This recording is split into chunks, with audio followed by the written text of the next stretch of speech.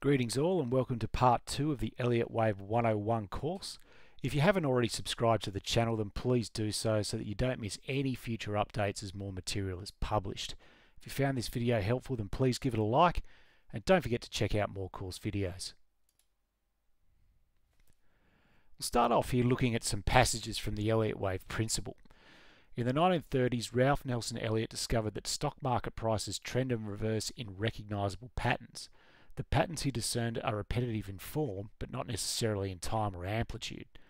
Elliott isolated 5 such patterns or waves that recur in market price data. He named, defined and illustrated these patterns and their variations. He then described how they link together to form larger versions of themselves, how they in turn link to form the same patterns of the next largest size, and so on, producing a structured progression. He called this phenomenon the wave principle. Elliott himself never speculated on why the market's essential form is 5 waves to progress and 3 waves to regress. He simply noted that that was what was happening. Does the essential form have to be 5 waves and 3 waves? Think about it and you will realize that this is the minimum requirement for, and therefore the most efficient method of, achieving both fluctuation and progress in linear movement.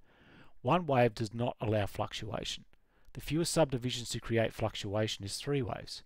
3 waves of unqualified size in both directions would not allow progress.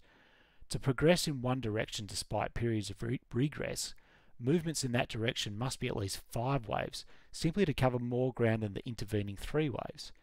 While there could be more waves than that, the most efficient form of punctuated progress is 5-3, and nature typically follows the most efficient path. In the last video, we looked at the notion of viewing shifts in crowd behavior as waves. In a bullish trend, price moves in a motive fashion to form a wave of optimism and corrects in a wave of pessimism. Elliott noted that within a motive wave could be found the 5-wave pattern, and within a corrective wave could be found a 3-wave pattern. Elliott also noted that the 5-wave pattern could be broken down into 3 smaller motive waves and 2 smaller corrective waves. So how do we notate these waves? Elliott came up with a system of marking a motive wave with 5 numbers.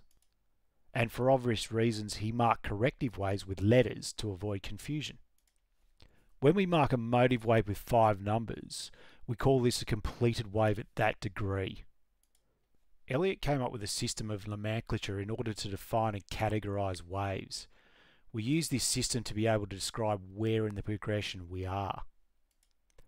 This is Elliott's nomenclature. We start at the smallest wave possible that we can count, which is at the minuscule degree. So we start with a minuscule motive wave. The completion of this wave makes up wave 1 at sub-micro level. After the minuscule motive wave, we correct in a minuscule corrective wave to make sub-wave 2. This minuscule corrective wave makes sub-micro wave 2. This process is repeated until one full motive wave at sub-micro level is completed.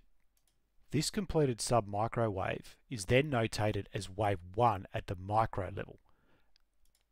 And so the progression builds all the way up to super millennium level. By doing this, when we compare notes as Elliotticians, we can say, I think stock XYZ is in minuscule wave 4 of sub-micro wave 3 of micro wave 1. What that would mean is we're pointing to this part of the progression, minuscule wave 4 of sub-micro wave 3 of micro wave 1.